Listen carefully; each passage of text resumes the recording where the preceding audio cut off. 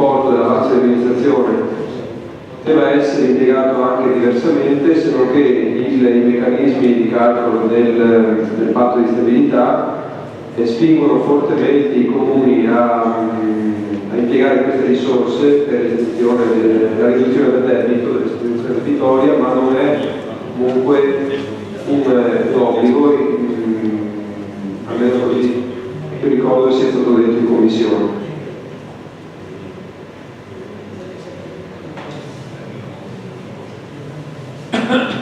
Sì, ripeto, questa è stata valutata come unica possibilità della spesa, cioè quella di utilizzare questo 1.700.000 euro, come tra l'altro mi sembra di ricordare avevate proposto anche voi come gruppo di cercare di andare a distinguere i mutui che erano, diciamo, in essere per il comune. È stato valutato, diciamo, molto conveniente questa possibilità, visto che diciamo, l'indennizzo era solo 2.100 euro e quindi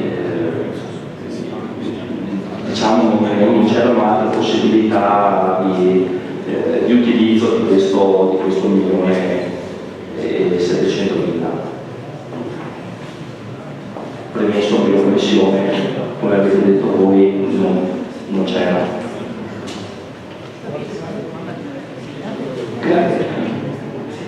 Grazie Assessore Rinoia. Prego Sindaco. Sì, solo per aggiungere che comunque è stata una scelta critica per quella della restrizione mutui, perché al di là del limite derivante del vincolo pressante del patto di stabilità che non ci consente di spendere diversamente questo avanzo, ma la possibilità della restrizione di mutui per un importo del genere con un importo anche di interessi che si risparmierà per ogni anno negli anni a venire fino al 2030-2032 a seconda di quale mutuo resta prescritto. C'è anche un altro aspetto, che la prestazione di grado così per gli esercizi a venire di guadagnare della capacità di spesa che altrimenti poi non avrebbe per un meccanismo legato al costo dell'apportamento proprio. E se così non fosse stato fatto e quindi l'avanzo non venisse impiegato per prestazione dei mutui e l'avanzo non viene impiegato per altre destinazioni in quanto vincolato al patto di stabilità, non avremmo altro che avuto un avanzo su avanzo nei prossimi esercizi che avrebbe vincolato ancora il bilancio comunale. Grazie Sindaco. Se non ci sono altri interventi, prego Capogruppo Bonini. Grazie Presidente.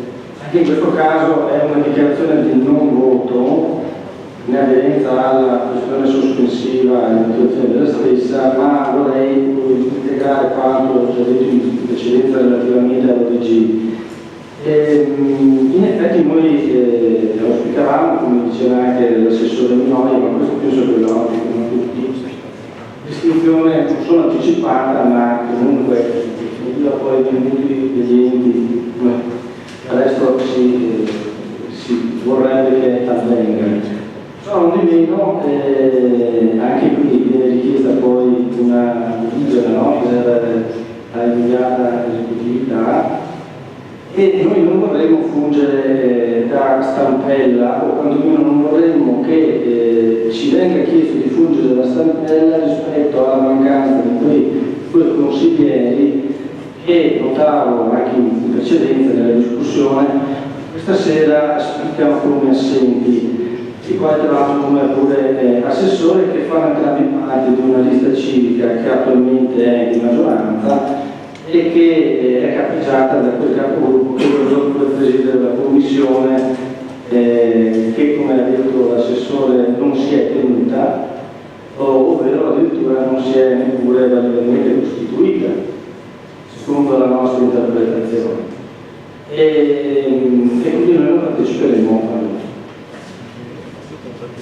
Grazie Capogruppo Bonini. Prego Sindaco. Prima dell'uscita del Capogruppo Bonini vorrei un inciso in risposta, che non si dica e non si mette in bocca al Sindaco cose che non ha detto, però, perché Il sindaco ha chiesto l'appoggio dei consiglieri di minoranza solo in relazione alla delibera di cui il punto 3 dell'ordine del giorno sulla costituzione di GOCD e non per funzionare la stampella a nessuna amministrazione, semplicemente per condividere una questione attinente alla partita più grossa e complicata che è il turismo. Tant'è che analoga richiesta non è stata fatta in materia di valutazione di bilancio e non è stata fatta in questa sede, quindi non è può fare dichiarazioni sulla base di un assunto che secondo lei ho detto, ma io non l'ho detto solo in ordine alla delibera numero 3.